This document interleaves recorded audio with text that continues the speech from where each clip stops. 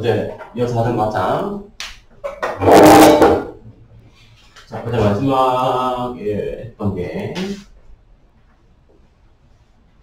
확률 변수 x가 m, 시그마 제곱인 순서상 형태를 따를 때 라고 했다, 그치?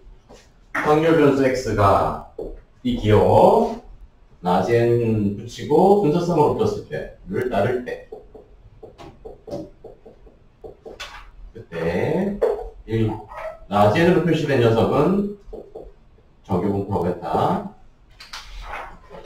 이 기호 자체가 정규분포다. 예.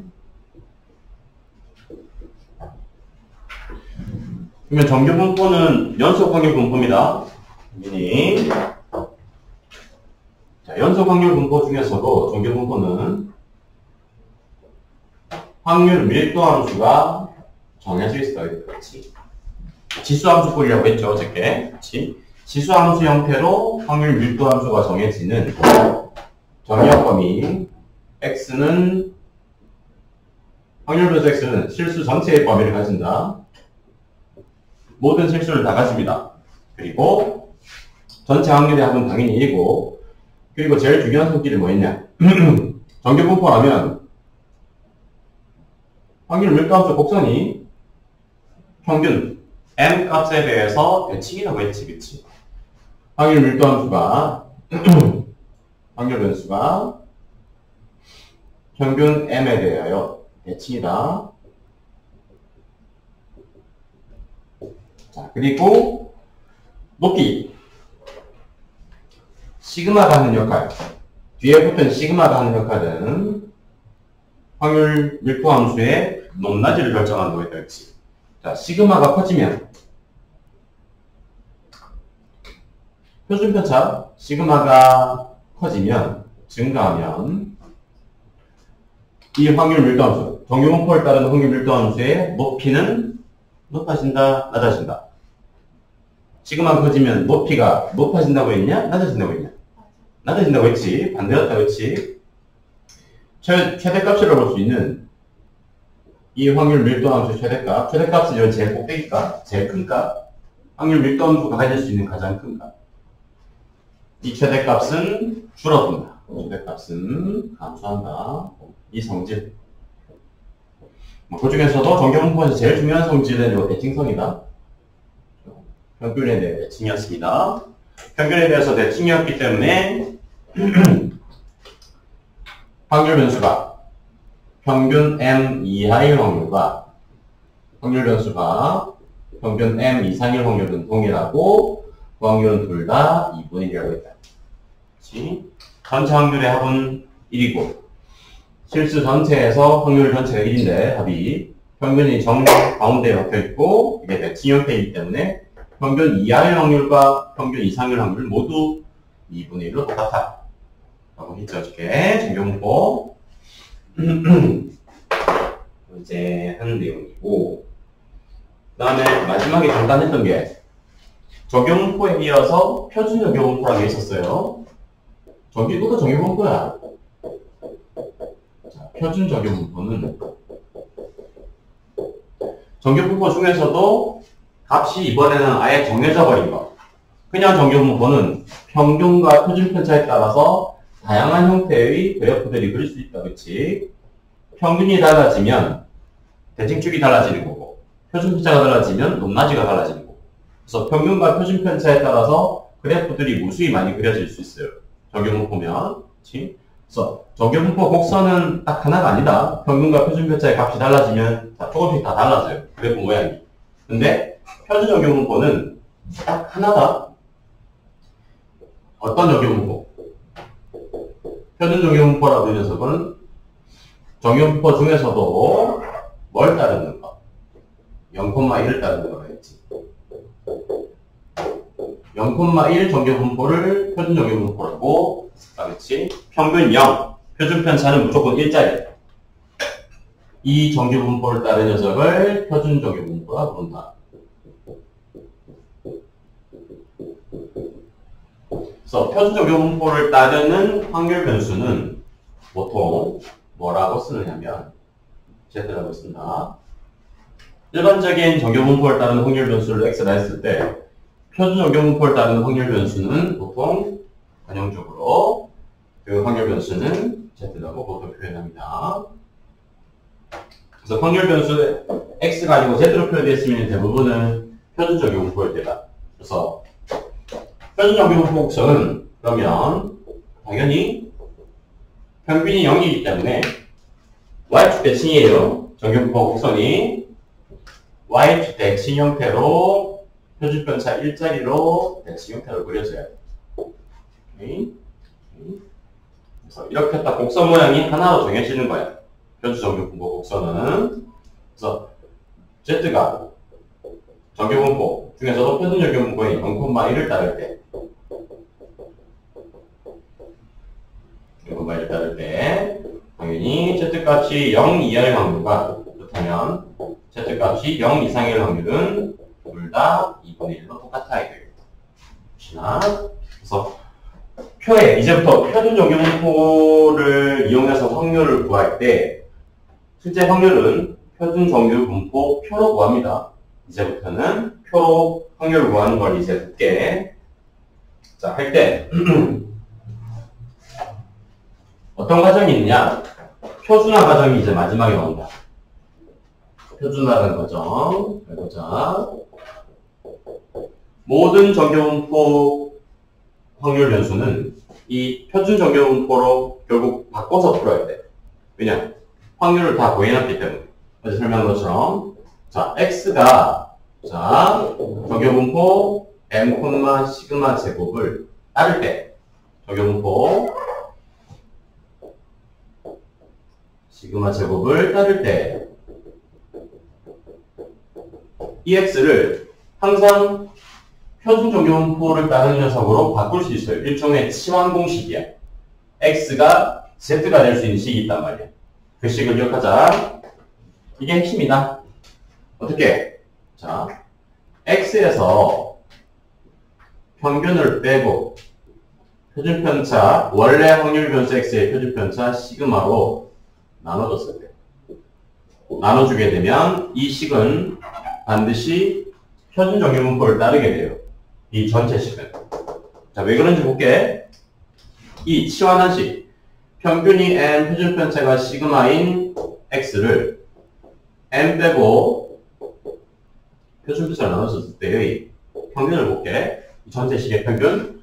자, 그럼 저번 시간에 한 거, 어제 한 거, 평균의 성질 또는 분산, 표준편차의 성질. ax 플러스 b라는 새로운 식의 평균은 a, ex 플러스 b가 성립하죠. 평균의 성질, 어제 한 거. 분산이나 표준편차도 마찬가지였습니다. 시그마 또는 v, 분산, ax 플러스 b의 분산은 a제곱 vx가 성립했죠. 표준편차도 마찬가지고 시그마 ax 플러스 b는 절대값 a의 시그마 x와 같았다. 이 성질들을 써보자고. 내가 이렇게 바꿔준 식 x에서 평균 빼고 표준편차 나눠준 전체의 평균을 구해보죠. 성질에 따라서 뭐가 될까요? 시그마분의 1 x의 평균 빼기 시그마분의 m이라고 볼 수 있겠네. 그치? 여기서 시그마 x와 m은 상수값이에요. 얘를 시그마분의 1x 빼기 시그마분의 m이라고 봐서 평균의 성질을 그대로 썼다. 근데 이 x가 뭐냐? 이 x가 곧 평균이지. m값. 그럼 뭐가 되니? 얘는 시그마분의 1m 빼기 시그마분의 m이 되면서 이 전체 식의 평균은 보다시피 항상 뭐가 된다? 0이 된다. 자, 표준편차도 보자. 똑같이. 자, 시그마분의 x 빼기 m의 전체 표준편차를 보면 표준편차는 x 앞에 개수가 표준편차를 결정했지. 시그마분의 시그마 x다. x 앞에 개수가 시그마분의 1이니까. 오케이. 그리고 시그마는 당연히 양수값이니까 절대값은 없어졌어요. 뭐가 되냐? 얘도 분모 시그마. 시그마 x가 당연히 표준편차 시그마지. 원래 시그마가 되면서 1이 된다고. 원래 그래서 평균이 m, 표준편차가 시그마인 확률 변수 x가 있었을 때 이 식에 딱 넣게 되면 이 전체 식값은 보다시피 평균이 0이고 표준편차는 반드시 2이 될 수 있다. 그럼 뭐가 되는 거냐? 표준적용분포가 되는 거지. 알겠어요? 오케이. 이 과정을 원래 정교분포 곡성화, 정교분포의 확률 변수를 이 과정을 거쳐서 표준적용분포로 바꾸는 과정을 표준화 과정이라고 합니다. 알겠어요? 그래서 적용분포에서 확률을 구하시오. 라면 전부 다 표준화 과정을 거쳐서 마지막에 표에서 확률을 찾을 거예요. 마지막은 전부 다 이 표준화 과정을 거쳐야 된다. 그래서 이 이게 왜 표준화 과정이냐? 방금 본 것처럼 이 식에 항상 평균이 0이고 표준편차는 1짜리이기 때문에. 그래서 표준 적용분포가 될 수 있다고 항상 이 식에 넣기만 하면.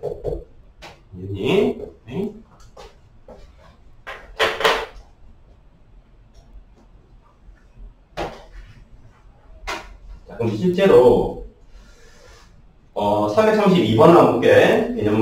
개념 문제. 어떻게 이제 표를 보고 실제로 확률을 어떻게 구하느냐. 봅시다.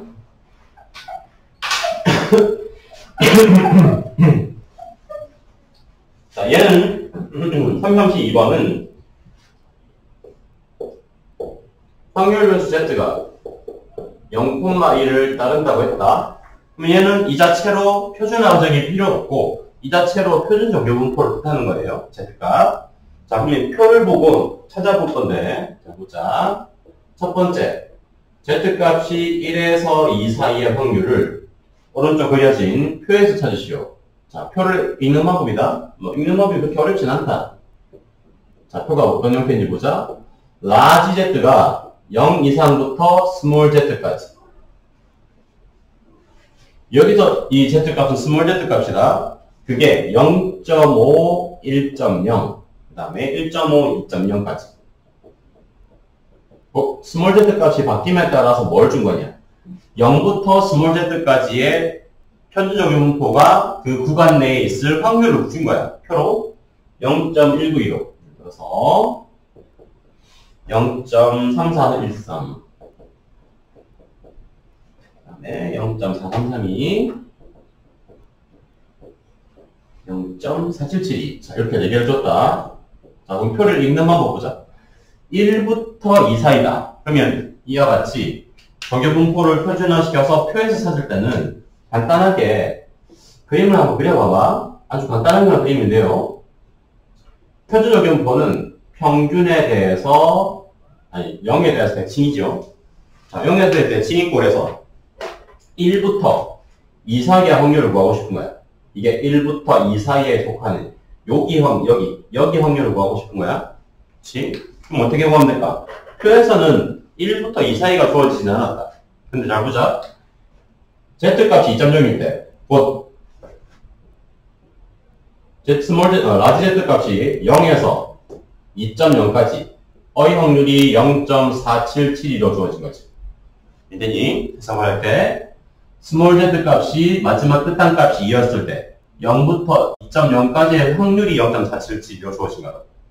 표에서 우리 상응로고 표 읽듯이 똑같아. 마찬가지로 z 값이 0에서 보자 1.0까지의 확률 0에서 스몰 z가 1.0까지의 확률이 곧 1까지의 확률이 0.4332로 주어졌지. 두 개.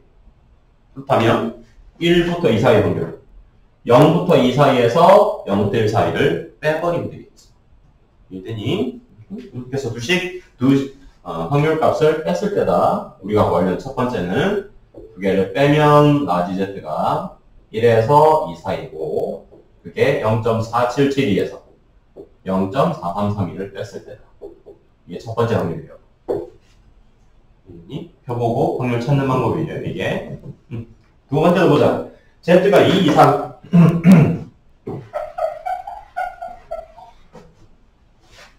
두 번째 라지 z 값이 2 이상 자 2 이상이면 표에서 그림에서 2보다 큰 2 이상이면 2 이상 여기지. 그렇지?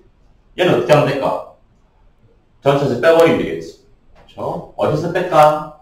0 이상의 확률. 다시 말해서 z 값이 0 이상일 확률에서 표를 이용하려면 z 값이 0에서 이상의 확률을 빼버리면 되겠지. 이해됩니까? 0 이상의 확률 전체에서 0부터 2 사이를 빼버리면 남는 게 2 이상이지. 오케이. 그래서 0 이상의 확률 딱 반 잘라서 편준적교부포에서 평균은 0이니까 0.5에서 0.5에서 2.0까지 0.47TD를 뺐을 때가 두 번째 확률이에요. 오케이? 그렇지 않다. 그 다음에 0.5 이상. 근데 이거 부등호를 잘 봐야 된다. 세 번째는 z값이 0부터 0.5까지가 아니고 0.5 이하의 확률 전체 다다. 오케이? 아랫부가 0 없어요. 그러면 표에서 봤을 때 0.5가 있겠지. 0.5 이하의 확률 전부 다를 말하는 거예요. 이거. 그러면 0 이하의 확률과 0부터 0.5 사이의 확률 두 개의 합이다. 오케이? 얘는 z값이 0 이하의 확률과 0부터 0.5까지의 확률의 합이므로 0 이하의 확률도 0.5지 0부터 0.5까지는 주어졌고 0.192로 이렇게 구하면 된다. 동호 잘 봐라. 확률 변수 z랑 또는 뭐 어떤 정규부호든 가지는 x의 범위는 실수 전체다. 그래서 뭐뭐 이하의 확률은 그 값 기준으로 아래쪽 전부 다를 다 합해야 돼요. 오케이? 자, 그 다음에 네 번째 보자. 마이너스 1부터 1.5까지. 자, 네 번째. z값이 마이너스 1부터 1.5까지를 볼 건데, 자, 얘는 뭘 쓸 거냐? 표에서 마이너스 1일 때는 없다. 하지만 대칭성을 생각하면 되겠지. 무슨 말이냐면, 대칭성, 마이너스 1부터 0까지의 확률과 0부터 1.5까지의 확률의 합으로 볼까요? 0을 기준으로 잘라서. 그러면 마이너스 1부터 0까지의 확률은 표준 적용분포는 0에 대해 대칭이니까 뒤집어 버리면 0부터 1까지 확률과 같겠지. 그래서 표에서 0부터 1까지 확률을 바꾸자고. 이 확률은 z값이 0에서 1까지 확률과 같잖아. 거기다가 0에서 1.5까지 확률이 뒤에 보면 더해진 거야. 됩니까? 그래서 1.0까지의 확률 0.3413과 1.5까지 확률 0.4332의 합이 마지막 구하려는 확률이야. 요게 표를 보고 정규분포에서 확률 찾는 방법이다. 그 다음에 자, 표준화시키시오. 333도 보자 한번. 간단하게 볼게. 그러니까 표준화식을 꼭 기억하자. 다음 각각의 확률 변수. 확률 변수가 정규분포 8,2의 제곱을 따를 때 또는 20,25를 따를 때 표준화시켜 보시오. z를 바꿔 보시오. 첫 번째, 확률 변수 x가 정규분포 8,2의 제곱을 따를 때.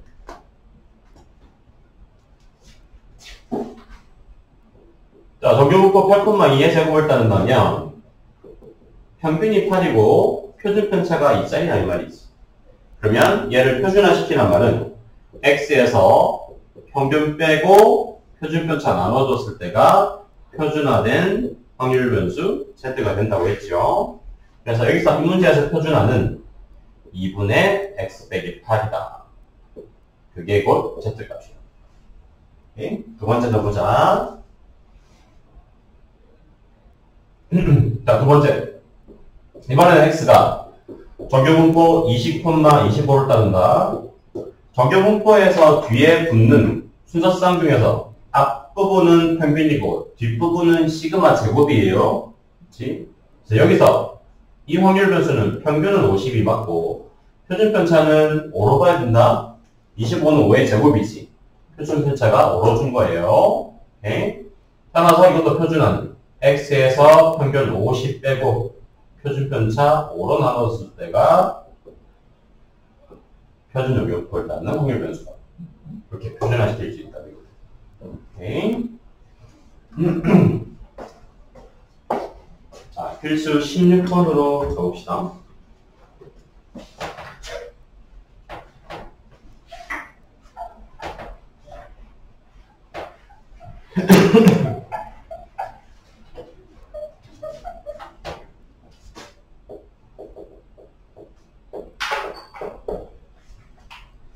자, 정규분포 곡선의 성질. 정규분포를 따르는 확률 변수 x가 있대요. n, 시그마 제곱을 따르는 확률 변수 x. x가 다음 조건을 만족시킬 때 n과 시그마의 값을 구하시오. 보자. 첫 번째. 자, 확률 변수 x가 6 이하일 확률과 자, x가 16 이상일 확률이 같아요. 두 번째 나 조건. 9분의 1x의 분산이 1이다. 자, 얘는 뭘 묻고 있는 거냐? 얘는 표준화까지는 아니고 정규분포 곡선의 성질을 묻고 있는 거예요. 가보자.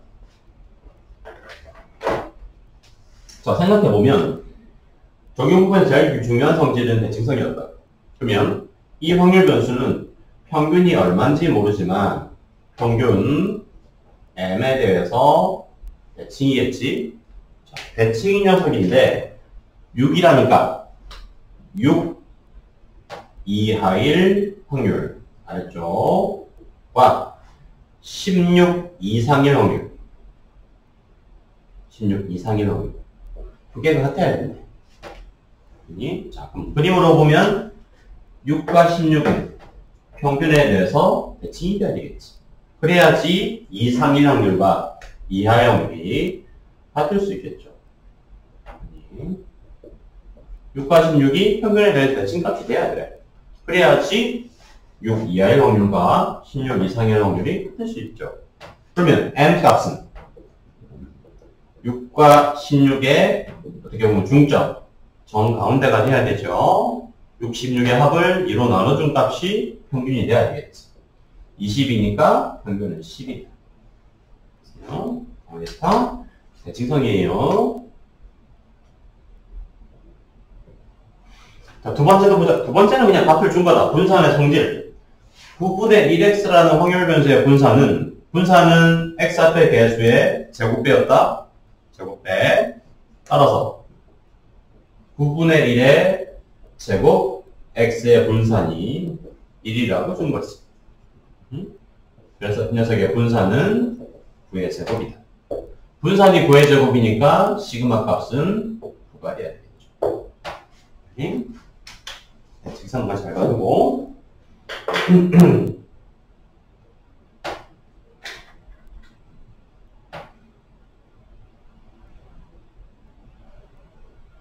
자, 336번. 밑에 확인 체크 하나 볼게. 이거. 확인 체크 336번.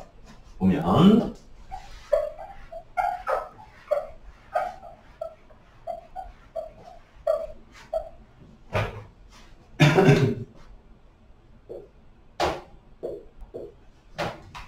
확률 변수가 뭘 따른대요? 적용법을 따른대. 확률 변수가 32,5의 제곱을 따르는 적용법일 때, 자, x가 k-3 이상에서 k 플러스 1 이하일 때의 확률이 이 값이 최대가 되도록, 이 확률, 이 구간 내에서의 확률이 최대일 때. 자, 그래서 여기서 그러면 이 녀석은 k 값에 따라서 구간이 바뀐다, 그렇지? k 값에 따라서 구간이 움직이는 거야, 어떻게 보면. 근데 구간의 길이는 보다시피 4로 일정하지. k-3부터 k 플러스 1까지면 길이 4짜리 구간이 위아래로 움직이는 거야. 근데 어떤 위치에 있어야지 이 정교분포를 따르는 곡선에서 확률이 최대가 될 수 있느냐. 그러면 정교분포 곡선 모형을 한번 보자. 32,5의 제곱을 따르는 확률 변수 정교분포 곡선. 자, 그러면 그래프의 형태상 정교분포 곡선은 32일 때 최대값을 가지지, 무조건. 그렇지? 32, 평균일 때 정교분포 곡선은 반드시 최대값을 가진다. 그렇죠? 그러면 구간 길이 4짜리 구간이 확률이 가장 커지려면 평균에 몰려 있어야 되겠지. 이러니 구간 길이 4짜리가 끄트머리로 구간 길이 4짜리로 가는 것보다는, 끝으로 가는 것보다는 이렇게 가운데, 가장 최대값을 가지는 가운데에 몰려있으면 넓이가 최대고, 넓이가 곧 연속 확률 분포에서는 확률이었지.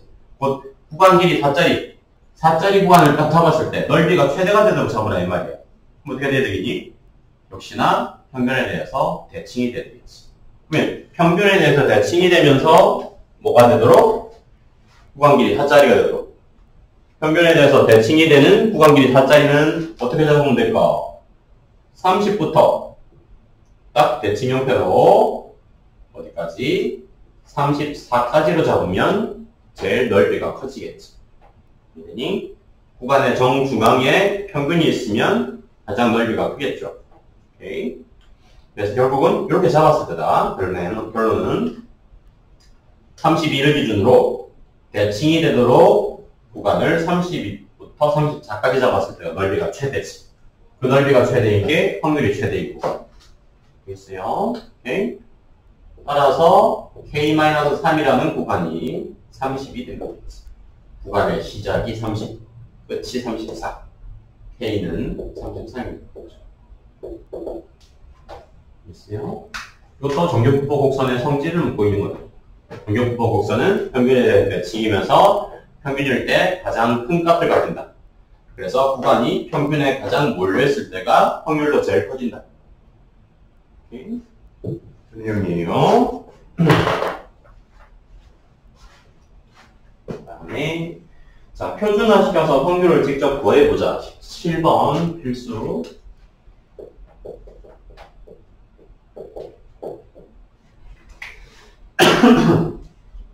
자, 옆에 표를 이용해서 확률을 구할 거야. x가 40,2의 제곱을 따를 때 10의 제곱이나 40,10의 제곱을 따를 때 첫 번째 x가 25에서 44의 확률을 구하시오. 자, 이 말은 딱 표준화를 시키란 말입니다. 왼쪽에서 지금 오른쪽 표에서 주어진 확률은 표준 정교분포의 확률이다. 얘는 그냥 정교분포고. 그래서 표준 정교분포로 바꿔야 돼요. 우리는 아까 말했던 표준화식을 이용하자. 표준화 확률 변수 x에서 평균 빼고 표준 편차 나눠주는 게 표준화였지. 제대로 바꿔주는 거죠. 부등식 자체로 바꾸세요. 이 부등식을 바꾸자. x에서 평균 40 빼고 표준 편차인 10으로 나눠주자. 부등식에서는 더하기 빼기나 또는 양수로 나눠준다고 해서 부등호 방향이 바뀌진 않지. 양쪽 끝단이 그대로 바뀌는 거야. 그러면 0 이하 위쪽은 아래쪽은 25 빼기 10 나누기 10이니까 25 빼기 40 나누기 10이니까 마이너스 1.5겠지. 마이너스 10분의 15. 오케이? 그래서 표준화시키면 Z값이 마이너스 1.5에서 0 사이일 때다. 그럼 표에서 보면 어디까지겠니? 마이너스 1.5부터 0 사이 확률은 0부터 1.5까지는 같겠지. 이거는 대칭성. 그래서 1.5까지의 확률인 0.433가 된다. 첫 번째는 이렇게 표준화시켜서 표를 보고 찾는 거야. 두 번째 보자. Z값이 두 번째 Z값이 60 이상, X값이 60 이상. 또 표준화시키자. X에서 평균 40 빼고 표준편차 10으로 나눠주면 20 나누기 10이니까 2 이상이 되겠죠. 그 Z값이 2 이상일 확률. 표에서는 0부터 2.0까지가 0.477이다. 0부터 2.0까지 0.477이니까 여기가 0.477이니까 2 이상일 확률은 0.5에서 빼야 되겠지. 아니 0 이상일 확률 전체가 0.5예요. 근데 0부터 2.0까지 0.477이지. 그래서 얘는 0.5에서 2.0까지인 0.477을 빼면 2 이상일 확률이라고. 오케이.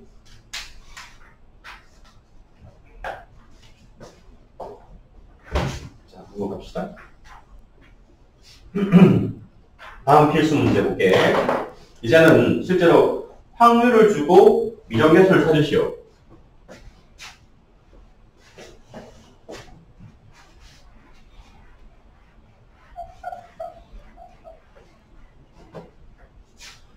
자, 오른쪽 표를 보고, 그리고 확률 변수가,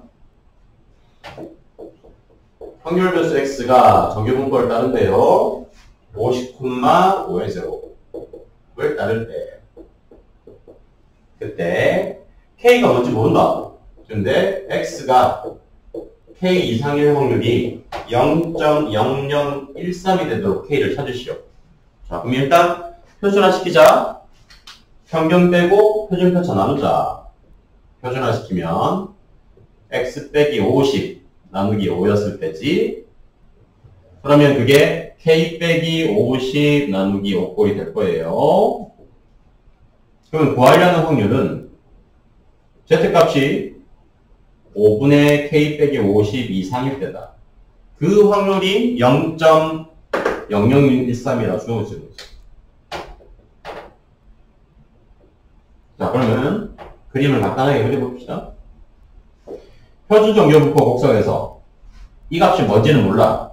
근데 그 5분의 k 빼기 50이라는 값 이상일 확률, 위쪽 확률이 0.0013이라면 0부터 이 값, 0부터 5분의 k 빼기 50까지의 확률은 다시 0.5에서 뺀 확률이기 때문에 이 부분의 확률 0부터 상수값 5분의 k 빼기 50까지의 확률은 0. 얼마겠니? 0.4987이겠지. 합쳐서 0.5가 되어야 되니까. 오케이? 합쳐서 0.5. 그럼 표에서 0.4987에 해당하는 z값은 3.0이란 말이야. 이 부분 5분의 k 빼기 50이 3이 되어야 된다 이 말이었어. 그래야지 3 이상의 확률이 0.0013이 될 수 있다고 그렇게 찾는 겁니다. 그래서 5분의 k 빼기 50이 3이다. 따라서 k 값은 65다. 오케이.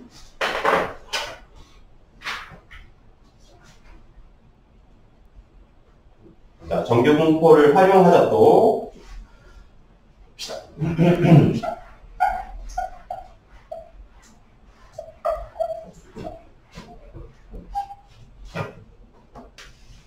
자, 정규분포를 이제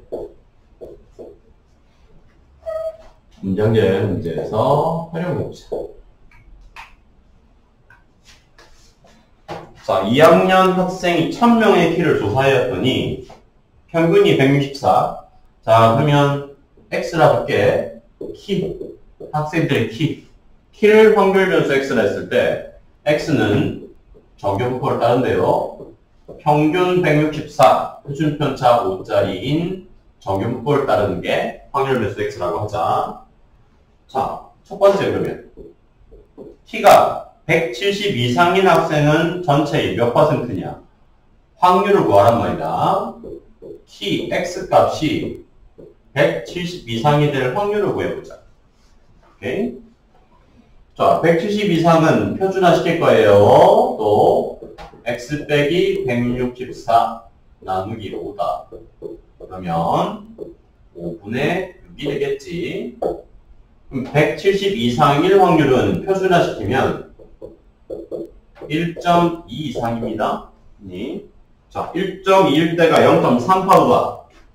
그럼 똑같이 또 0이 있고 0부터 1.2까지가 확률이, 이 부분의 확률이 이게 0.385니까 1.2 이상은 0.5에서 0.385를 뺀 거겠지. 그러니까 1.2 이상입니다. 이상.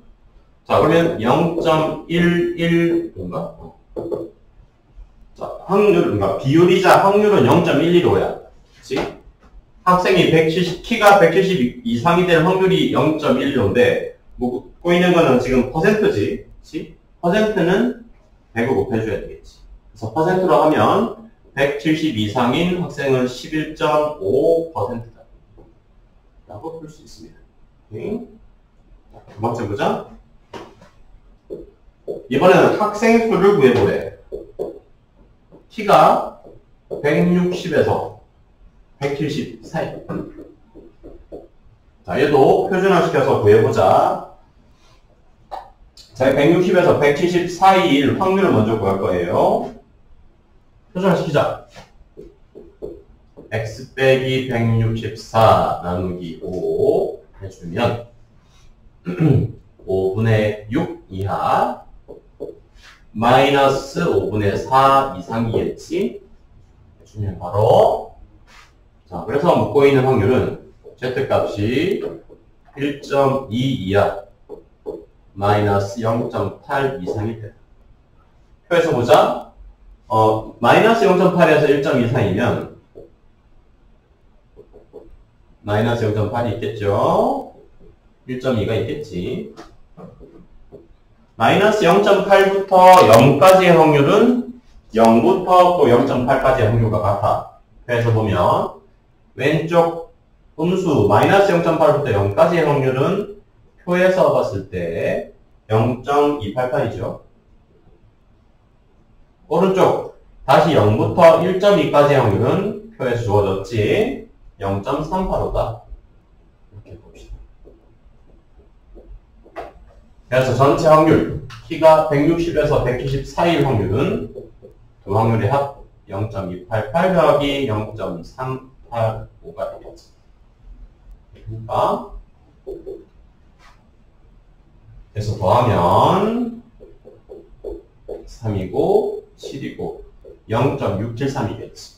확률은 0.673이다. 근데 여기서 묻고 있는 건 인원수지. 1000명 중에 0.673의 비율은 뭐냐? 673명이라고 볼 수 있지. 사람 수로 바꾸면. 전체 인원수가 1000명이라고 했으니까. 그러니까 이 확률을 사람 수로 바꾸면 약 673명이 되는 거겠지. 그래서, 네.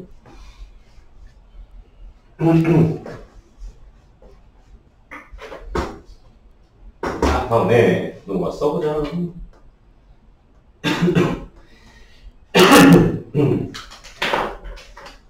자, 또 20번이 필수 20번이 자주 나오는 유형이에요.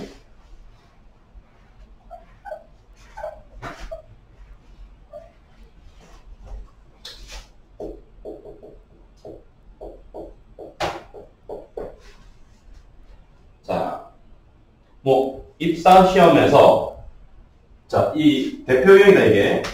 뭐 입사시험 또 뭐 토익시험 뭐 각종 시험 문제에서 합격하기 위한 점수를 묻는 유형이에요. 대표 문제다. 자, 그러면 이때는 전체 지원자 수랑 합격 인원수를 같이 봐라. 자, 보자. 320명을 뽑는데 지원자 수가 2,000명이래. 응시자. 그러면 여기서 합격하는 비율이라고 볼 수 있는 거는 합격 비율은 2000분의 320. 무슨 얘기니? 곧 여기서 합격자는 이렇게 봐야 돼요. 확률로.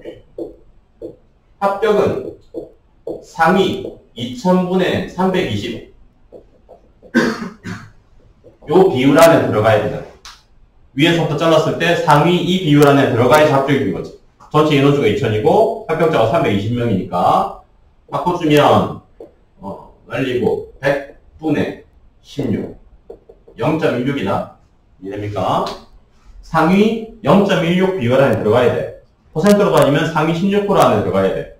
그치? 자, 그래서 점수, 시험 점수를 보자. 이 비율이 필요한데, 요게 필요한데, 합격 비율. 점수를 X로 할게요. 자, 응시자의 점수는 평균이 450. 그리고 표준 편차가 75짜리인 적용표를 따른대요. 그러면 몇 점 이상을 받아야지 합격할 수 있느냐?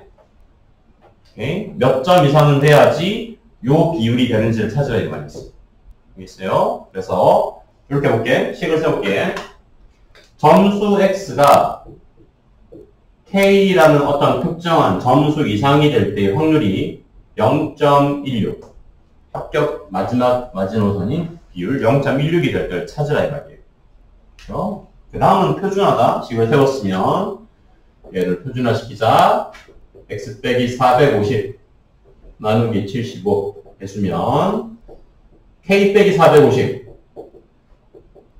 나누기 75 했을 때 표준화 시켰을 때 이게 0.16이 될 때. 자, 그러면 0부터 1까지가 0.34지. 그 말은 표준화 시켰을 때 1 이상일 확률이 0.16인 거지. 그치? Z값이 1 이상일 확률이 0.16이므로 표에서 보면 곧 뭐냐? 75분의 K 빼기 450이 1이 될 때가 합격하기 위한 최저 점수라고 뽑을 수 있겠지. 그러니까 내가 최저 점수, 합격하기 위한 최저 점수를 K라고 모았을 때 표준화 시켰다. 확률이 0.16이 되려면 요 끝단 아래쪽이 1이 돼야 되겠지. 오케이. 그래서 최저 점수는 450 더하기 75가 되는 거예요. 그래서 점수로 따지면 525점이에요. 이게 전형적인 적용표를 이용한 허용 문제다. 그 다음에 적용표 문제가 있고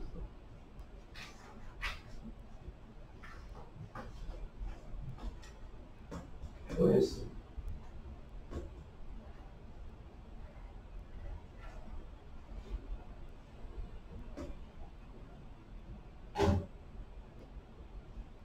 조금 자, 실제 교육청이나 그 모의고사에서는 이렇게 요즘은 자주 나온다. 355번 한번 볼래? 연습문제 355번 이런 식으로 나와요. 자, 얘는 실전으로 모의고사에서 이 적용분포 문제가 나오면 이런 식으로 다룬다. 잘 봐라.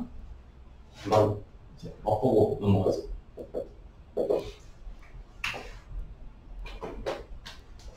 자, 확률 변수 X가 평균 M, 표준 편차 4인 적용표를 따른대요. X가 평균 M, 표준 편차 4짜리인 적용표를 따른다. 그 확률 변수 X의 확률 밀도함수 fx가 있다. 평균이 있다. 자, 근데 확률 밀도 함수의 함수값이다. F8보다, F8이 F14일 때보다 크고, 오케이? 반대로 F2보다 F16이 클 때, 그리고 평균 M은 자연수일 때 답니다. 오케이? 자, 그러면 확률 밀도 함수, 정규분포를 따르는 확률 밀도 함수의 지금 성질을 묻고 있는 거예요. 자, 정규분포 곡선은 아까 많이 본 것처럼 평균일 때 최대값을 가집니다. 그럼 반대로 생각하면 우리가 확률 밀도 함수 값은 평균에 가까우면 가까울수록 값이 커지지. 그치? 평균에 가까운 쪽이 더 큰 값을 가진다. 무조건. 대시성뿐만 아니고. 그러면 F8이 F14보다 크단 말은 8이 14보다 평균에 가깝다는 말이에요. 아니, 여기 8이 상대적으로 평균에 더 가까워야지 값이 커지겠지. 오케이? 그래서 그거를 식으로 나타내면 8과 평균의 차이가 14와 평균의 차이보다 작아야 돼요. 가까우니까 차이는 더 작아야 돼. 이해되니? 오케이? 식으로 나타낸 거예요. 요걸 해석을 해서 F2가 F16보다 이번에는 작다는 말은 또 평균 M과 2의 차이가 또다시 평균 M과 16의 차이보다 이번에는 반대로 커야 되겠지. 16이 평균에 더 가까워야 돼. F16 값이 F2보다 크려면. 이걸 둘 다 만족하는 자연수의 값을 찾으란 말이에요. 알겠니? 오케이? 그리고 요거 풀 때 절대값 함수 기억나니? V자 두 개를 같이 그린 거다. 절대값 x-8과 좀 다르게 풀어볼게. 절대값 x-14라고 오면 절대값 x-14가 절대값 x-8보다 커야 되지. 부등식이 클 때는 그래프로는 위에 있어야 돼. 그치? 절대값 x-14가 위에 있는 부분은 어디냐? 교점을 기준으로 교점 왼쪽이지. 맞습니까? 오케이. 요 8V자보다 14V자가 더 커야 되니까 교점 왼쪽이 돼야 돼. 교점 언제일까? 교점은 당연히 8과 14의 정중앙이에요. 무조건. 8과 14의 정중앙 22. 22니까 합이 20이니까 11. 그래서 이 부등식을 실제로 풀면 n 값은 11보다 작아야 돼요. 두 번째, n-2의 절대값과 n-16의 절대값. 2V자, 16V자가 있다 치자. 2V자가 더 큰 구간은 또 교점을 기준으로 교점 위쪽이지.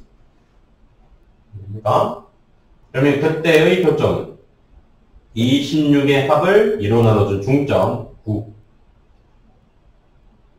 그래서 두 번째 부등식을 풀면 m 값은 9보다 커야 돼요. 됐습니까? 그래서 둘 다 만족하는 자연수 m은 10이겠지. 오케이.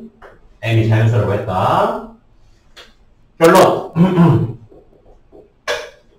이 확률 변수 x는 평균이 10이고 표준편차 4짜리 정규분포다. 그래서 마지막 확률은 구해주면 되겠지. x가 6 이하일 확률은 표준화시키자. x 빼기 10 나누기 4 마이너스 1 이하. z값이 마이너스 1 이하의 확률이므로 표에서 보면 0부터 1.0까지가 0.3413이다. 그러면 마이너스 1 이하의 확률은 다시 0.5에서 0.3413을 또 빼야 됩니다. 언니. 오케이. 그려보면 마이너스 1이라는 값 마이너스 1 이하의 확률입니다.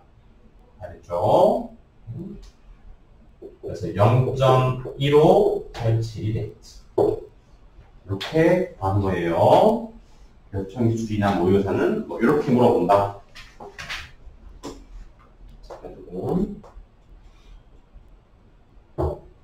자, 그 다음 내용이 이항분포와 정규분포의 관계예요. 보자. 요거만 하고 싶게. 설명만 하고.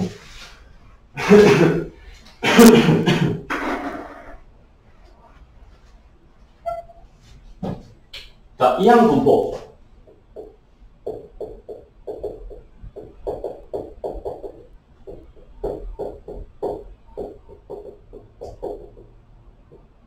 자, 이항 분포는 어디서 나왔냐? 이산 확률 분포에서 나왔어요. 이항 분포는 연적 확률 분포 아니다. 이산이었다, 이산. 그렇지. 이산 확률 분포 중에서도 아주 특이한 녀석. 무엇이 이항 분포였더라? 이항 분포 나타내는 기억보자. x가 라지 b의 n, p를 따를 때 라고 표시하지. 그럼 요 n, p를 따르는 확률 변수는 어떤 확률 변수냐? 이항 분포는 딱 요건이 정확하게 맞춰져야지, 그 규격에 맞아야지 이항 분포라고 했다. n이 뭐더라? 전체 시행횟수. 오케이. 전체 n번 시행한다. 그 다음에 p는 뭐냐? 1회 시행했을 때, 딱 한 번만 시행했을 때 특정한 사건이 일어날 확률. 그러면 x는 뭐냐? x는 뭐였더라? 확률 변수 x는 어떤 값들을 가지는 게 확률 변수냐? 전체 n을 시행해서 그 사건, 아까 말했던 특정한 사건이 일어나는 횟수를 확률 변수로 가질 때. 그리고 이항 분포에서 제일 중요한 건 뭐였더라? 이항 분포에서의 확률은 어떤 확률을 따라가야 된다? 독립시행 확률을 따라가야 된다. 뭐 규격, 딱 조건들 4가지 정도 되지. 요걸 딱 맞추면 그게 이항 분포라고. 그걸 따르면 이항 분포라고. 그렇지? 슬슬 벌써 까먹고 있지. 날아가고 있지. 통계는 진짜 금방 까먹어. 통계는 2주만 지나면 진짜 다 날아가거든. 그렇지? 그래서 한번 전체 통계는 특히 한번 전체를 복습을 꼭 해야 돼. 하고 정리하고 넘어가는 거랑 그냥 듣고 그런 게 있어? 그래? 그럴 뻔칙하네 하고 넘어가면 2주면 다 까먹어. 통계는. 통계가 진짜 휘발성이 강하거든, 얘들아. 그래서 다른 건 모르겠는데 통계는 꼭 특강 끝나고 한 번 정도는 쭉 처음부터 끝까지 쭉 정리해서 딱 마무리 짓고 한번 머릿속에 정리하고 넘어가야 돼. 그렇죠? 아니면 이 통계 부분은 그런 점이 있었는지조차도 아마 기억 안 날 거야. 그런 위험성이 크다. 그래서 이항 분포가 그게 딱 규격, 딱 정확하게 그 규격에 맞는 확률 변수를 이항 분포를 따른다고 했었다. 자, 그러면 이항 분포는 n, p를 따른 이항 분포는 이건 기억나지? 평균이 뭐였더라? 이건 절대 안 까먹더라고. 이항 분포 n, p를 따른 확률 변수의 평균은 np였죠. 분산 vx는 npq였습니다. 아니 npq. 그렇지. 자, 그래서 이항 분포는 원칙은 이산이야. 이산 확률 분포가 맞다고. 확률 변수가 0부터 n까지 낱개로 값을 가지는. 그렇지? 유한계의 값을 가지는. 근데 특이하게 사람들이 실제로 실험을 해봤어요. 시행횟수를, 그러니까 예를 들어서 주사위를 던져서 3의 배수의 눈이 나오는 횟수를 실제로 10번 굴리고 30번 굴리고 100번 굴리고 1000번 굴리고 진짜 노가다를 해봤어. 오케이? 점점 시행횟수를 한 10번 단위로 하면 그 안에서도 랜덤이기 때문에 3의 배수의 눈이 심지어 6번, 7번 나올 수도 있지. 확률이니까 어차피. 랜덤이니까. 근데 그게 아니고 점점 시행횟수를 늘리게 되면 이게 신기하게 어떻게 되냐? 예, 내용이 161페이지에 나와 있어요. 주사위를 n번 던지는 시행에서 161페이지에 이항 분포와 정규 분포의 관계에서 이렇게 꺾은선 그래프로 되어 있는 걸 봐봐. 주사위를 던지는 시행에서 1의 눈이 나오는 횟수.